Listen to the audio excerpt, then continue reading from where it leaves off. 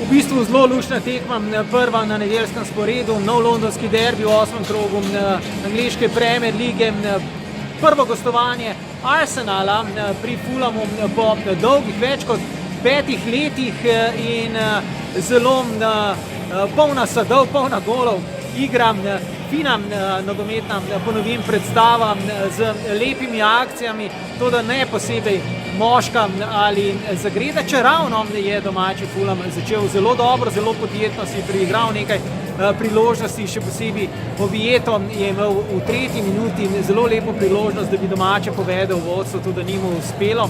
Ob koncu prvega polčasa pa le izenačenje potem, ko je iz lepe akcije gostov zadel Lacazette. Svojo drugo priložnost v tistem obdobju igre je izkoristil Neme Šrle. Na pauzo se je šlo torej z 1-1, po njej pa takoj nov zadetek Lacazetta, dobiva malo prostora pred kazanskim prostorom in z desnico jo je počil v desni spodnji kot Benelijevih vrat. To je pomenilo veliko olajšanje na Arsenalovi strani, na to je vstopil Aaron Ramsey in svojo prvo potezo s prvim dotikom žoge praktično zabil fenomenalen zadetek in to s petom, tudi build-up oziroma ta akcija se je začela z udarcem s peto, ki jo je sprožil Hector Bellerin tam še na Arsenalovi polovici.